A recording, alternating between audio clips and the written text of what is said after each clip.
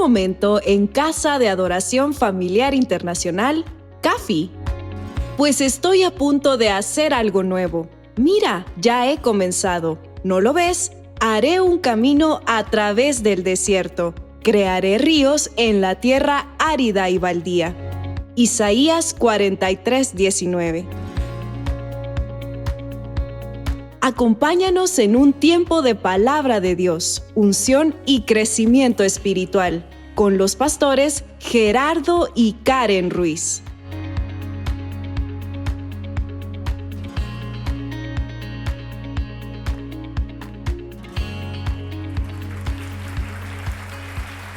Fíjense acá y ustedes me siguen y vamos a ser bien intencional con la lectura. Y si tenemos que hacer pausas, tenemos que hacer pausas, ¿ok?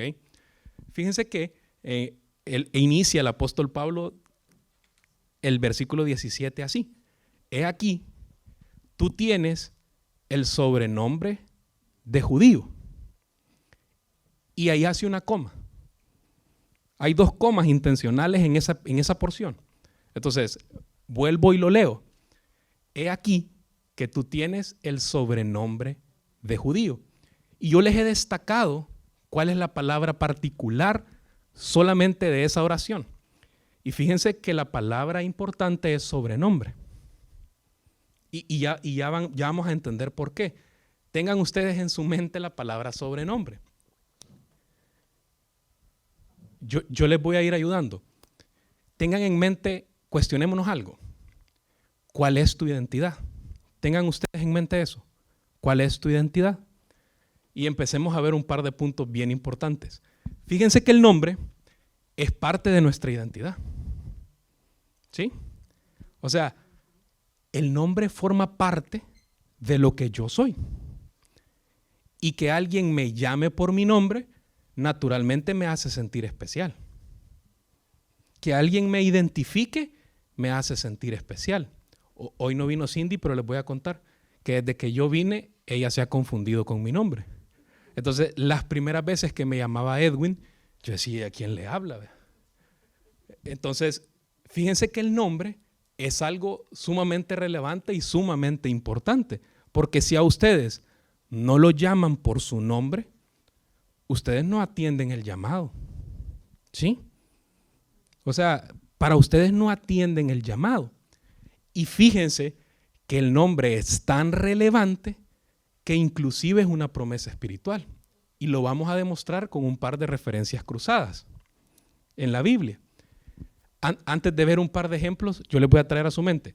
Fíjense que cuando Dios tenía un encuentro, particularmente con alguien en el Antiguo Testamento, ¿cuál era una de las acciones?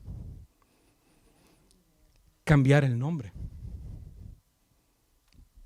Y yo quiero que ustedes me presten su atención en eso y que me vayan siguiendo el hilo de lo que quiero que terminemos de concluir en algo. Fíjense ustedes que a Sara le cambió el nombre, a Abraham le cambió el nombre, a Jacob le cambió el nombre. Entonces, el nombre juega un papel bien determinante a la luz de la Biblia. Inclusive, como yo les mencionaba, es una promesa espiritual. Yo he tratado de ponerles ahí todos los versículos que vamos a tratar de ver, pero fíjense ustedes en Apocalipsis 2:17 dice, el que tiene oído oiga lo que el Espíritu dice a las iglesias. Está hablando de las 7 iglesias que le habla en Apocalipsis. Al que venciere daré a comer del maná escondido y le daré una piedrecita blanca y en la piedrecita escrito un nombre nuevo, el cual ninguno conoce sino aquel que lo recibe. Fíjense ustedes cómo el nombre es tan determinante que inclusive es una promesa espiritual. Hay un par de versículos más que lo reafirman. Isaías 56:5 dice, yo les daré lugar en mi casa y dentro de mis muros. Y nombre mejor, fíjense la relevancia que le da el nombre, que el de hijos e hijas. O sea, está diciendo, el nombre que ustedes se ponen, el nombre que yo les voy a dar es mejor. Nombre perpetuo les daré, que nunca perecerá. Y les voy a dar otro versículo más que lo reafirma.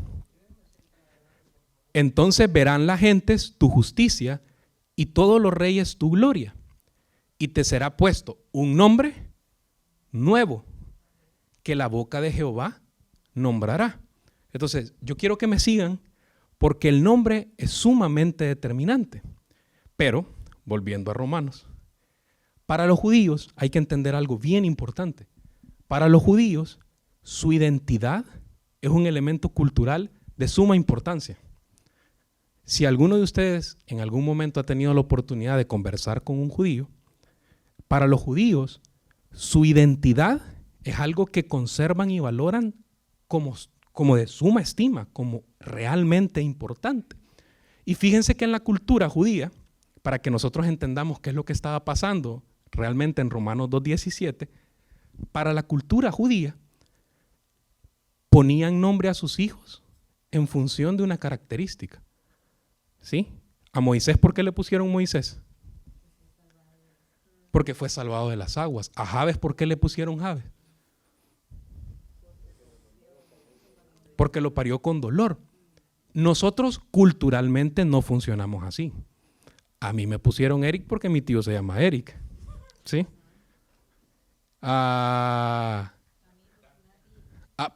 Y o porque mi abuelita o porque a mi mamá le gustaba el nombre. Pero para la cultura judía, el nombre determina más que un elemento de que a mi familia le gustaba. No, es más que emocional. O sea, determina para los judíos el nombre, es como que dijéramos el ADN. Es la personalidad. Y ustedes lo pueden constatar en N cantidad de casos en el Antiguo Testamento. Entonces, fíjense ustedes, les voy a mostrar cómo para los judíos es realmente importante el elemento de identidad. Fíjense que hay 4 evangelios. Son sinópticos porque relatan una misma historia desde puntos de vista distintos. Y yo les voy a dar un punto teológico acá cuando lean Mateo. Mateo fue exclusivamente escrito y dirigido para los judíos. ¿Y cómo inicia Mateo? Con la genealogía de Jesús. ¿Por qué? Porque para los judíos era sumamente importante la genealogía y evidenciar que tenía desde David. Y que desde el linaje de su mamá y del de su papá terrenal tenían genealogía desde David. Entonces, Mateo empieza diciendo, fulano, hijo de tal, hijo de tal, hijo de tal, hijo de tal, y hasta aquí son 14, dice. Hasta aquí son 14. Entonces, fíjense ustedes, cuando uno lee Juan, el propósito de Juan es única y exclusivamente evidenciar que Jesús era Dios. Sí, dice, en el principio era el verbo, pero en Mateo, que está escrito exclusivamente para los judíos, ese era el propósito, empieza con la genealogía, porque para ellos su identidad es sumamente importante. A ver, les hago un examen. ¿Por qué se peleaban los samaritanos y los judíos? ¿Por qué? ¿Por qué? Les hago intencionalmente la pregunta. ¿Por qué se peleaban? Porque nosotros escuchamos, ¿verdad? Y el samaritano, pero ¿por qué se peleaban? Lo que estaba pasando ahí era que, recuerden que los judíos han vivido en exilio constantemente. Entonces, ellos tenían por costumbre dejar por escrito su genealogía. Y cuando regresaban del exilio, venían y le decían, dame tus credenciales para ver si realmente sos judío. Entonces, los samaritanos no podían demostrar la pureza de su linaje. Había un gen perdido por ahí. Entonces venían los judíos y les decía, es que ustedes no son puros. Ese era el pleito medular. Les decía, es que ustedes no son puros. Y venían y les habían prohibido adorar en el templo, porque era un derecho exclusivo de quienes adorar en el templo, de los judíos.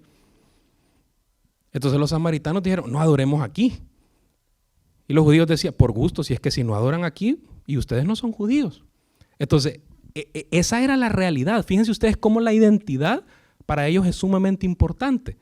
Y les voy a mencionar algo, ya no lo siguen haciendo en la actualidad, sí, por los avances de la ciencia, pero en el pasado únicamente era considerado judío alguien que nacía de una mamá hebrea. Y les voy a explicar por qué. En Latinoamérica tenemos un dicho, no sé si en todos los países, pero hay un dicho que dice, los hijos de mis hijas, mis nietos son. Y los de mis hijos, no sé. Entonces, los judíos aplicaban lo mismo, pero en su esencia. Decían, si la mamá es hebrea, aunque el papá sea gentil, este niño es judío. Pero decía, si la mamá es gentil y el papá es judío, a mí no me consta que ella no lo haya engañado. Entonces no era considerado hebreo, no era considerado judío. Entonces, fíjense ustedes cómo la identidad para el pueblo de Israel es sumamente importante. Al grado tal que en Isaías 43:1 hay un versículo que lo reafirma. Dice, ahora así dice Jehová, creador tuyo, oh Jacob, cuando le está hablando a Jacob y le cambia el nombre a Jacob, y formador tuyo, oh Israel, no temas porque yo te redimí. Fíjense cómo intencionalmente Dios vuelve y le dice, te puse nombre, mío eres tú. Entonces, volviendo a Romanos, fíjense que el apóstol Pablo usa intencionalmente la palabra sobrenombre. Porque les está cuestionando su identidad. Porque ¿qué es un sobrenombre? Es un apodo. Y no voy a poner ningún ejemplo, no voy a hacer que algunos le digan así aquí. ¿Verdad? Fíjense que es bien interesante porque generalmente un sobrenombre es por una característica física o por lo que sea, pero no es tu nombre. ¿Sí? No es tu nombre. Entonces el apóstol Pablo les está diciendo, hey, ustedes que dicen que son judíos, fíjense ustedes con qué intencionalidad está usando las palabras. Él les está cuestionando su identidad. Fíjense que una forma de poder decirlo es, en algunos documentos de identidad dice, Eric conocido por, alias, seudónimo, ¿cierto? Pero no es mi nombre.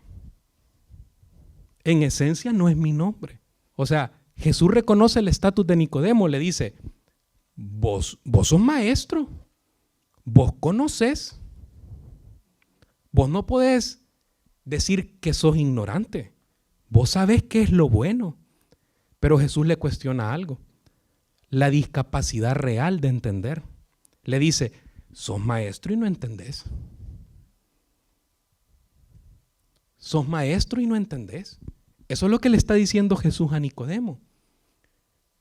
Y sé que ustedes conocen este versículo en Santiago 4:17 y dice, el que sabe hacer lo bueno y no lo hace,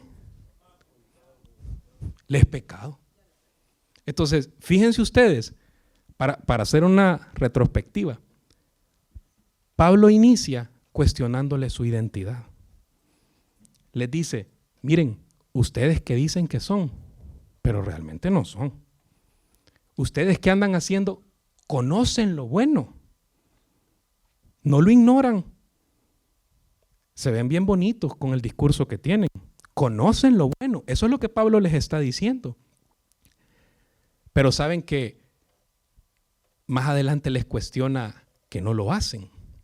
Y a mí realmente me hacía reflexionar en algo.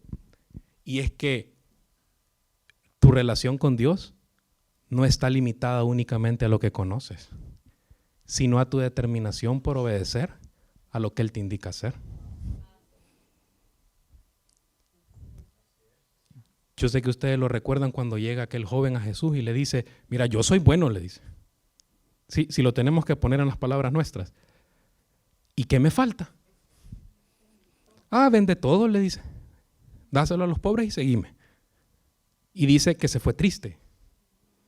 Porque es que nuestra relación con Dios no está limitada a lo que conocemos de Dios, sino a nuestra capacidad real de querer obedecer a Dios.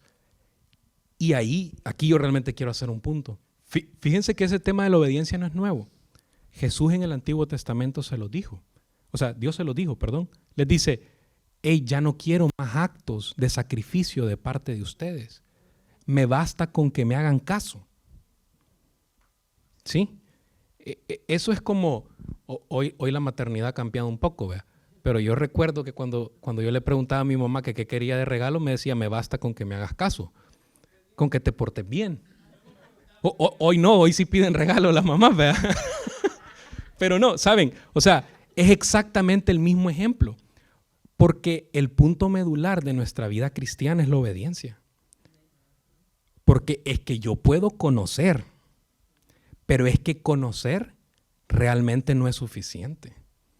Si mi determinación no llega hasta obedecer, yo me puedo llamar ser cristiano, pero si realmente no evidencio a Cristo en mis acciones, solo tengo el sobrenombre. Y realmente Pablo lo que les está cuestionando es justamente eso. O sea, seguramente lo reunió y les dijo, miren, les mandó la carta, ¿verdad? Les dijo, ya me di cuenta que ustedes se andan llamando esto, judíos, pero no son. Ustedes conocen lo bueno, si es que se puede en todo el protocolo. Una de las frases de mi pastor dice que ser espiritual no es decir las palabras espirituales correctas en el momento espiritual correcto, sino tener una vida de obediencia, porque es bien fácil aprendernos el discurso, ¿sí? O sea, y yo realmente aquí quiero hacernos un llamado de atención.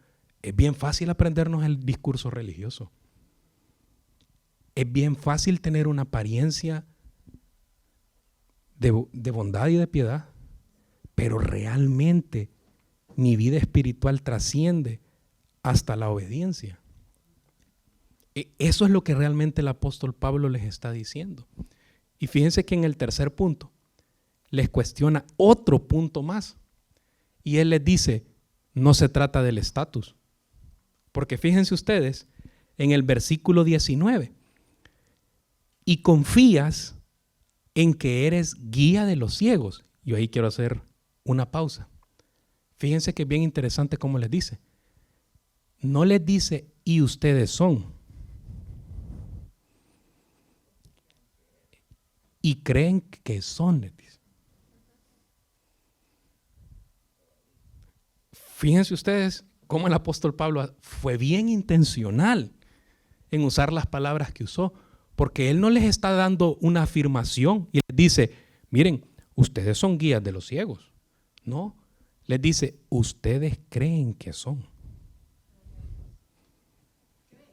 Creen que son. Ustedes piensan que son. Ustedes se consideran. Y fíjense que eso también me hacía reflexionar en un punto. Y es que uno de los mayores riesgos de la vida espiritual es el autoengaño. Es creer que yo soy lo suficientemente bueno. O capaz. O creer que no hay nada en mí que deba de cambiar. Es creer que he construido una vida tan espiritual que no hay nada en mi vida que yo deba cambiar. O sea, fíjense ustedes cómo Pablo les está diciendo, ustedes se creen la luz, la guía de los que no pueden ver. Y muchas veces nosotros jugamos ese rol. No estamos tan distantes. No estamos tan distantes de a quienes Pablo está describiendo. Por eso yo les decía, si le tuviese que poner un nombre, le tendría que poner algo así como cristianos tóxicos. Porque tenemos el apodo de cristianos, pero no somos. ¿Sí? Conocemos lo bueno, pero no lo hacemos. Y nos creemos que no hay nada en nosotros que cambiar. Fíjense ustedes cómo Pablo los lleva y les va cuestionando la identidad, su discapacidad de entender, no de conocer, porque sí conocían. Y les dice que no es estatus, porque sigan leyendo. Y dice, ustedes confían en que son guías de los ciegos, luz de los que están en tinieblas, instructor de los indoctos. O sea, de los que no entienden, ustedes se llaman maestros de ellos. Eso es lo que él les está diciendo. Maestros de niños que tienen en la ley la forma de la ciencia y la verdad. O sea, él les está diciendo, miren, ustedes identifican que en la ley está la ciencia y la verdad y ustedes creen que son maestros. Y yo voy a tomar una palabra bien importante que ellos usan ahí. Y es que fíjense que en el orden de Dios, las cosas funcionan diferente. En el orden de Dios las cosas funcionan distintas. Y hay un punto bien importante, porque los discípulos constantemente estaban discutiendo entre ellos que quién iba a ser mayor en el reino. Fíjense que esa era una discusión bien constante entre los discípulos. Mira, ¿y quién va a ser el mayor entre nosotros? Jesús no ha repartido los puestos. No ha dicho quiénes van a ser maestros, no ha dicho quiénes van a ministrar la alabanza, quién se va a sentar al lado de él, quién va a pedirlo. O sea, Jesús no ha repartido todavía. Esa era la preocupación de ellos. Y fíjense ustedes cómo, aquí les tengo yo un par de versículos. Jesús les contestaba cuando ellos le cuestionaban respecto a esto. Y él les decía, mas no hacia vosotros, sino sea el mayor entre vosotros como el más joven, y el que dirige como el que sirve. A ver, nos vamos a detener. Para la cultura de Israel, entre mayor edad tiene una persona, es más respetado. ¿Sí? Entonces, Jesús aquí les está dando vuelta al orden y les dice, ¿saben quién puede ser el mayor entre vosotros? El que es más joven. Ey, pero Jesús, eso no funciona así. O también como la viuda que solo dio su monedita y el otro que estaba ahí. Sí, entonces, justamente, fíjense ustedes, y le sigue diciendo, y él les pregunta, ¿cuál es el mayor? Les dice, ¿el que se sienta a la mesa o el que la sirve? En el orden de nosotros, ¿quién es mayor? El que se sienta a la mesa. En el orden de nosotros, el que se sienta a la mesa es mayor. ¿Sí? Y él mismo les contesta intencionalmente con una pregunta. ¿No es acaso el que se sienta? Les dice. Y él les dice, mas yo estoy entre vosotros como el que sirve. Y aquellos que les cuento se creían instructores, guías, maestros, así como muchos de nosotros nos sentimos, que no estamos tan distantes de eso. Fíjense ustedes que no es casualidad que Jesús les vuelve a contestar cuando le preguntan de que quién es mayor, y él usó algo. En aquel tiempo los discípulos vinieron a Jesús diciendo, ¿quién es el mayor en el reino de los cielos? Y él llamó ¿a quién? A un niño. Y fíjense que no es casualidad, porque la Biblia no tiene casualidades. Los fariseos se creían maestros de niños y él les dijo, ese no es el orden. Ese no es el orden, les dijo Jesús. ¿Saben quién?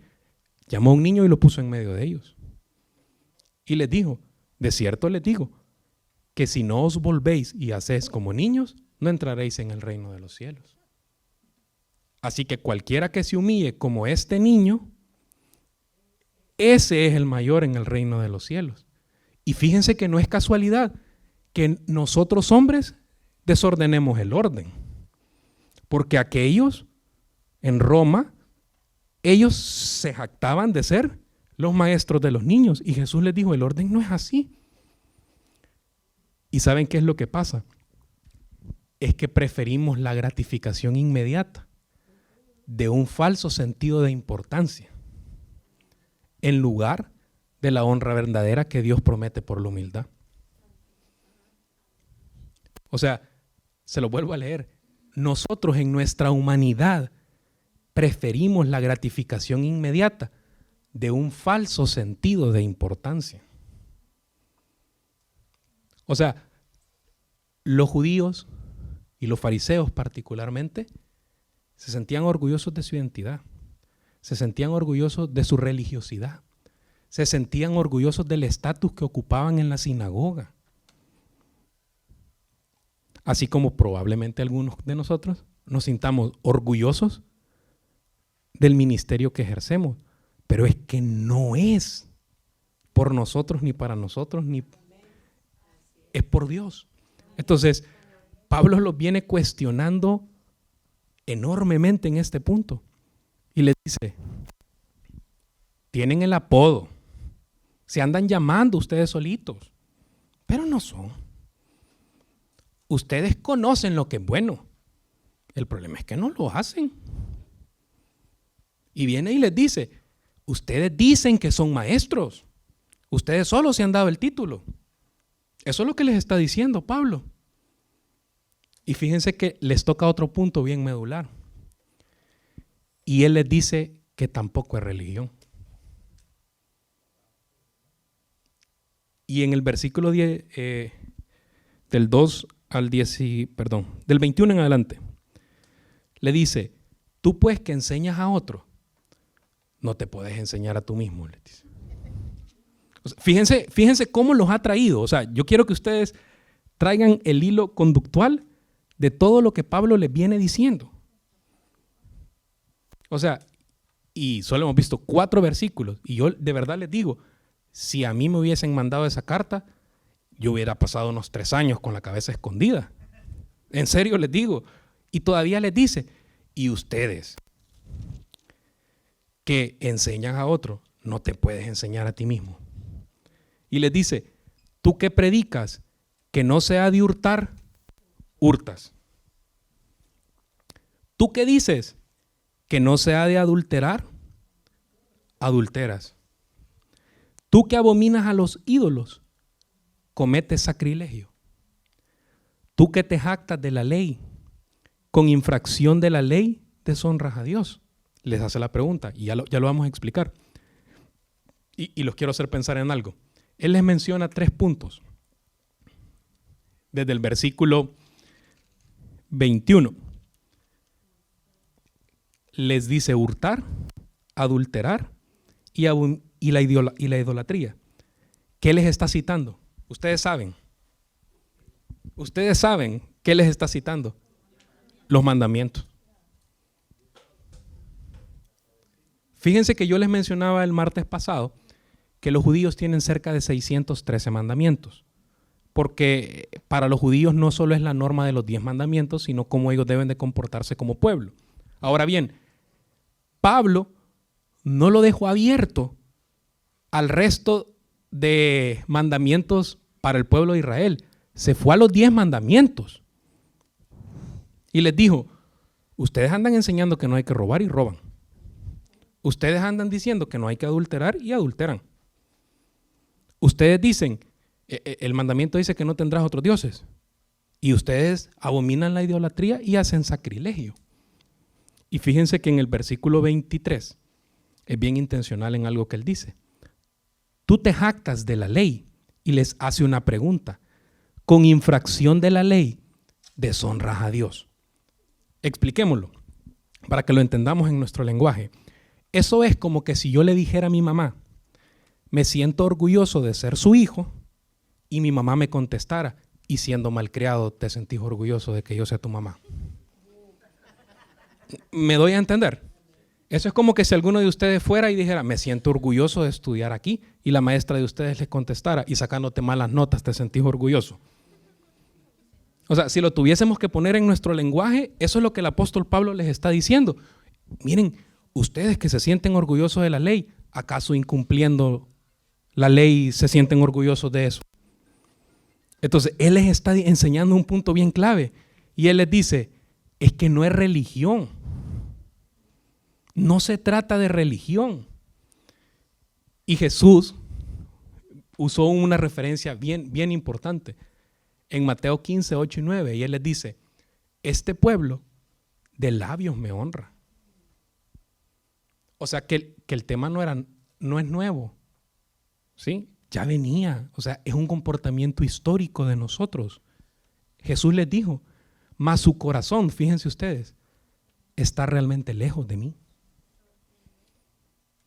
Y él en el versículo 9, a mí me impacta esa palabra de Jesús y les dice, en vano me honran, hombre.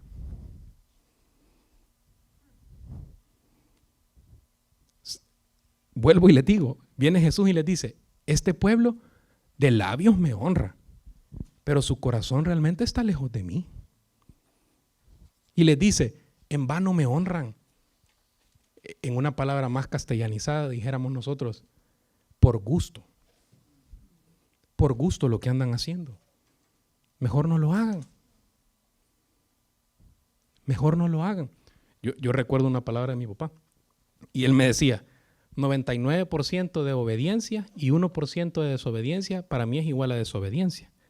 Yo le decía, pero es que obedecí en casi todo. No me importa por gusto lo que hiciste, porque desobedeciste. Entonces, Jesús les está diciendo más o menos esto mismo. Les dice, miren, ustedes me honran, pero realmente están lejos de mí, por gusto lo que andan haciendo. Si lo tuviésemos que, Jesús fue bien duro con ellos, particularmente con los fariseos, si lo tuviésemos que ejemplificar en nuestra realidad, dijéramos, por gusto que vengan a la escuela dominical, que se sienten adelante, por gusto que canten fuerte, por gusto que finjan piedad, si realmente su corazón no está cerca de mí. Eso es lo que realmente les está diciendo Jesús, y eso es lo que les está bofeteando el apóstol Pablo a ellos. Fíjense que Pablo le vuelve a decir a Timoteo, fíjate, le dice en 2 de Timoteo 3:5, hay algunos que tienen apariencia de piedad, pero niegan la eficacia de ella. O sea, lo que les está diciendo es, algunos parecen piadosos, pero ellos mismos la contradicen. A estos evitale, dice Pablo. O sea, lo que les está diciendo es, fíjense, Jesús cuestionó a los fariseos su religiosidad. Y Pablo les dice, hay algunos que se ven piadosos y bien bonito actúan. O sea, lo hacen bien, se han aprendido bien el sketch, todo el script religioso, pero realmente ellos mismos niegan la eficacia. Y saben que el problema de la religiosidad, que generalmente es doble moral, es que siempre centramos la atención en lo externo y omitimos lo interno. Yo vengo y les digo, el problema de la religiosidad es grave, porque nos queremos ver bonitos por fuera, aunque por dentro estemos podridos. Y Jesús sí fue duro. Los llamó necios, los llamó hipócritas, los llamó sepulcros blanqueados, los llamó generación de víboras. Fíjense ustedes que Jesús no condenó a un solo pecador que se le acercó, pero sí fue duro con los fariseos. ¿Sí? Con ellos sí fue duro. Y les dijo hay un par de versículos. Fíjense ustedes, me llama mucho la atención, que en Lucas 11, 39, 40 les dijo, vosotros fariseos, les dice, fíjense que limpiad lo de afuera del vaso y del plato, pero por dentro estáis llenos de rapacidad y de maldad. Necios, les dice. El que hizo lo de afuera, no hizo también lo de adentro. Y aquí hay que reflexionar en algo, es que se me note importa, porque Él les está diciendo, el que hizo lo de afuera, también hizo lo de adentro, pero no es solo suficiente que se te note fingido por fuera. Y Él les dice, yo mismo hice lo de adentro. O sea, si ustedes fingen bien, pero lo de adentro está podrido, ustedes son un vaso sucio, que por fuera están limpios, pero por dentro no dejan de estar sucios. Y yo creo que tengo un poco de tiempo. Fíjense que hay algo particularmente que a mí me llama la atención, y si quieren vamos a Juan 11, el versículo 45. Ese es el complot que los judíos arman para matar a Jesús. Y yo tengo una impresión que los judíos sí sabían quién era Jesús. Su religiosidad no les permitía aceptar. Y fíjense ustedes, en el 11:45 de Juan, lo leo rápido. Entonces muchos de los judíos que habían venido para acompañar a María y vieron lo que hizo Jesús, creyeron en él. Pero algunos de ellos fueron a los fariseos y les dijeron lo que Jesús había hecho. Entonces los principales sacerdotes y los fariseos reunieron el concilio, o sea, la máxima autoridad, y dijeron, ¿qué haremos? Porque este hombre hace pruebas, hace muchas señales. Si le dejamos así, todos creerán en él. Y vendrán los romanos, y a mí esa palabra me impacta, y destruirán nuestro lugar santo. A ver, les hago una pregunta. ¿El lugar santo era de quién? Era de Dios.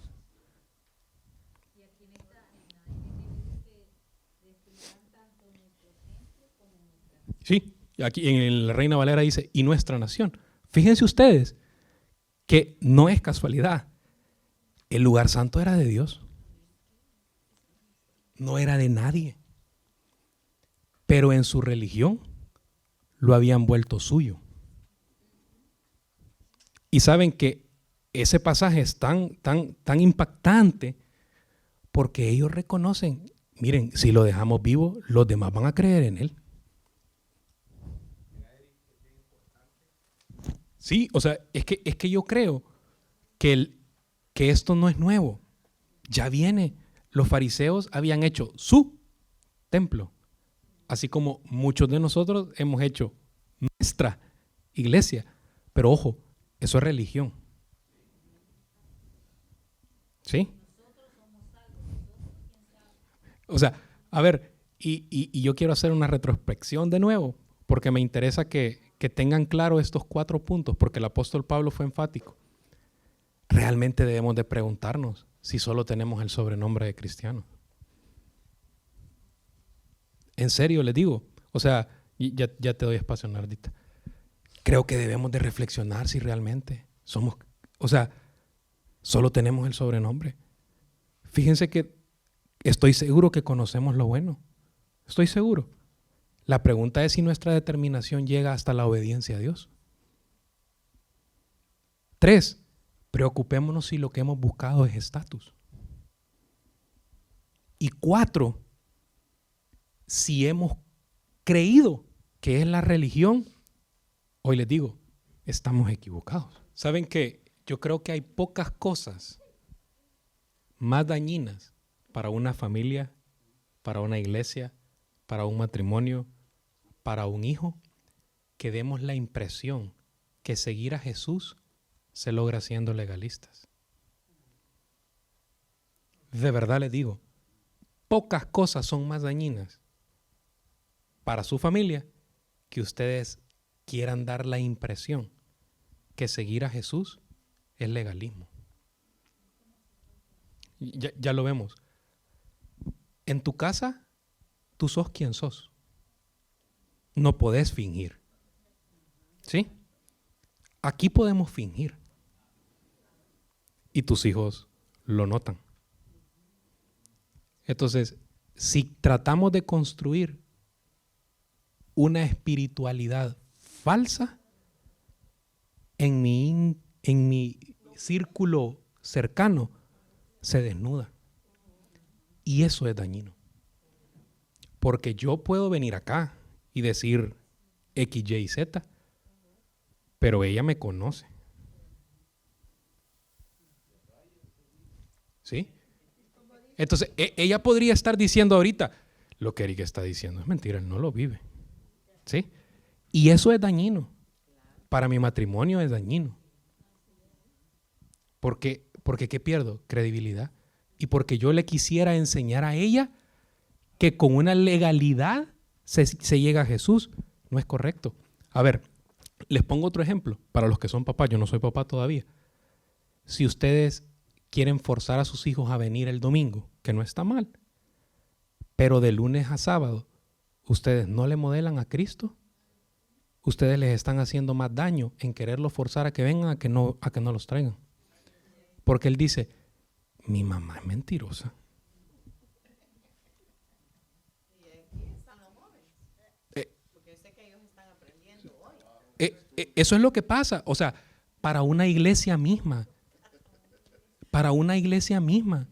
O sea, aquí nos podemos poner todos bonitos, pero si realmente no modelamos a Cristo entre nosotros mismos.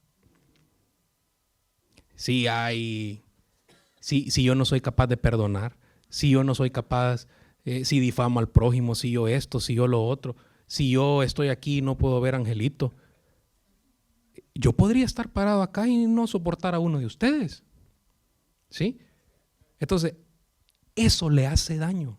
Y es lo que el apóstol Pablo les está diciendo. Y no le hace daño al otro, no que a uno mismo. A uno mismo. Y tu punto es el que justamente, y ahí voy a concluir en el 24, porque luego sí Pablo les dice, ¿saben qué? La forma de vivir es, les empieza a decir desde el 25 y les dice, de nada les sirve la circuncisión si no hacen esto. Y les empieza a decir, hey, despierten, no es la forma en cómo lo están haciendo. Pero en el 24, yo creo que hay algún punto bien medular.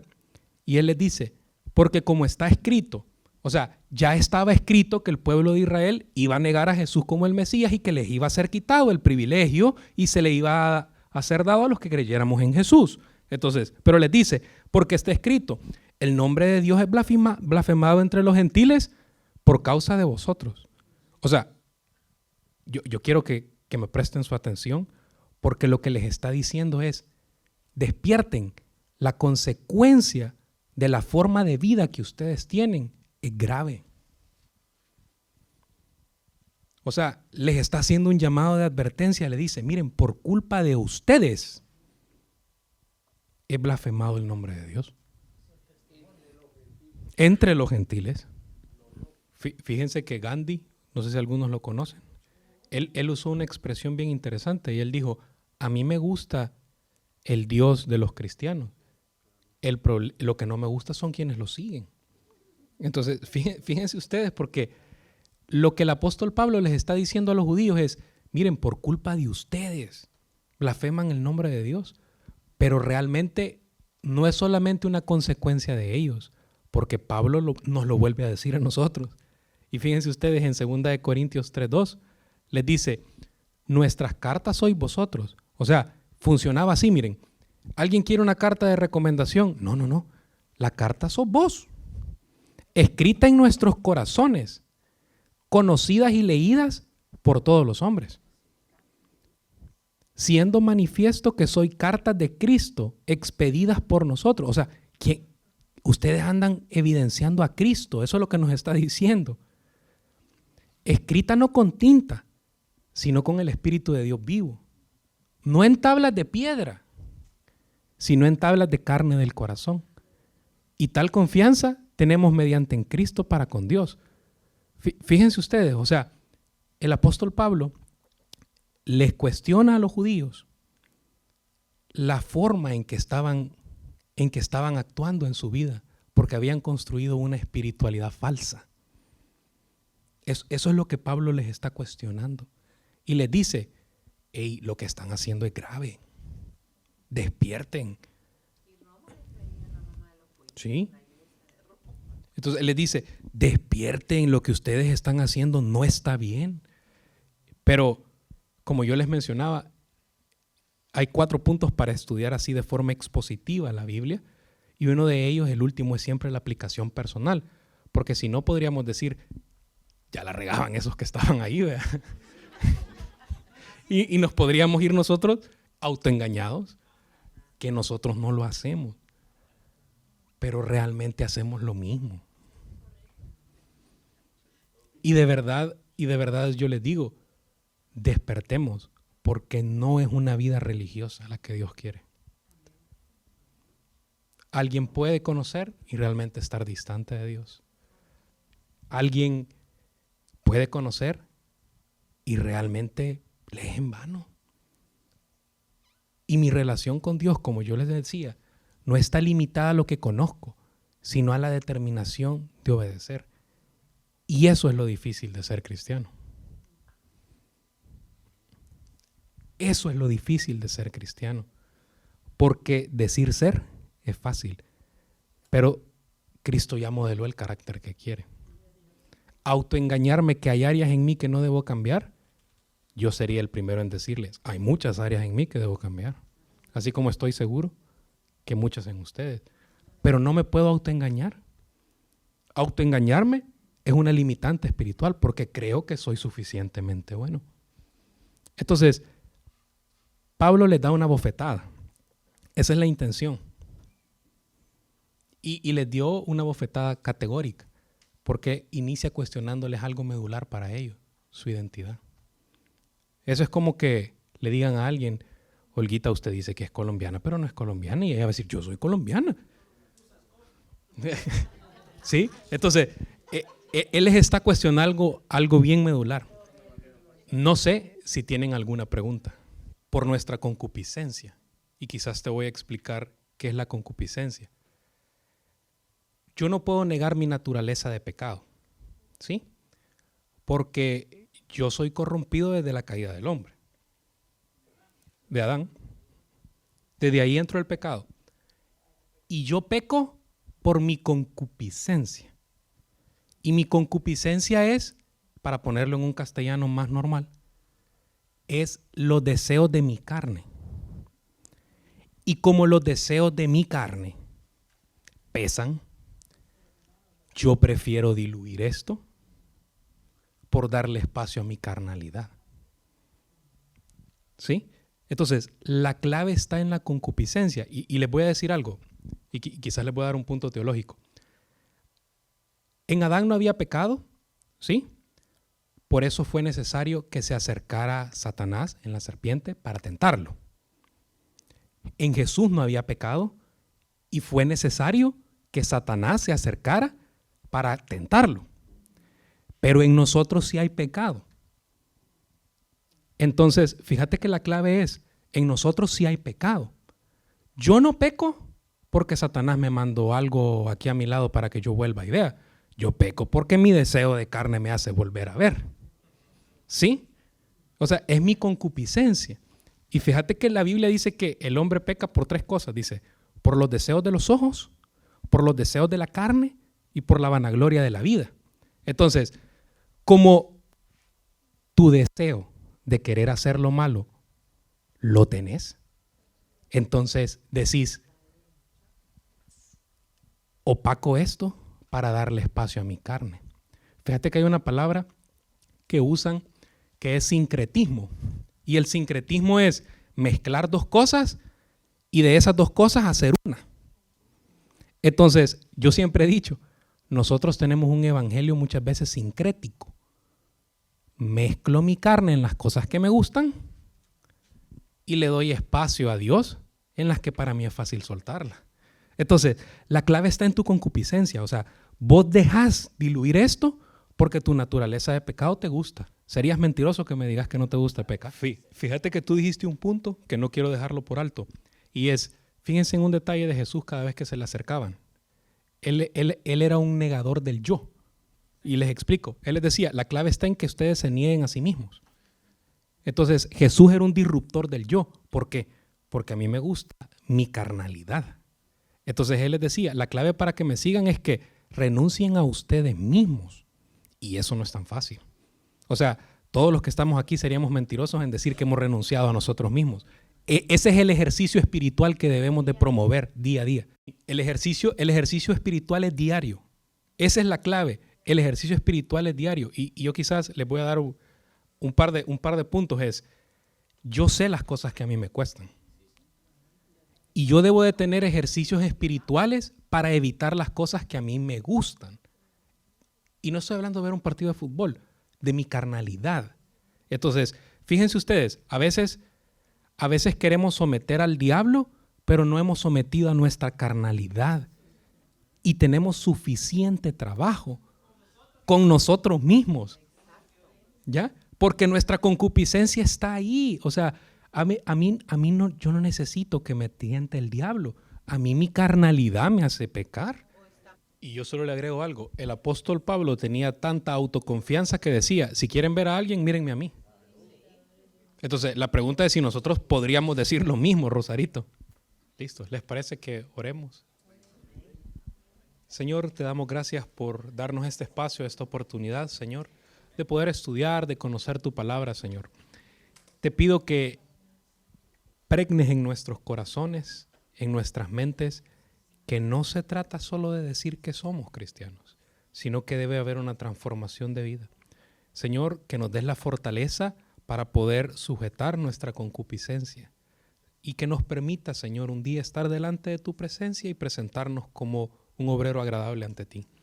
Te pedimos, Señor, que nos guardes, que nos lleves con bien y que bendigas a cada uno de nuestras familias que aquí estamos representadas. En el nombre de Cristo Jesús. Amén. Casa de Adoración Familiar Internacional. CAFI, tu nueva casa.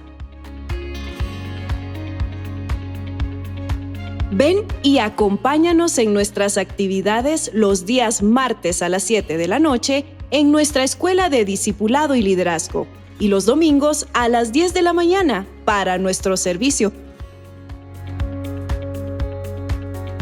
Si necesitas oración, puedes comunicarte al 757-901-8844 o visítanos en el 1251 Campsville Road, Norfolk, Virginia. ¡Te esperamos!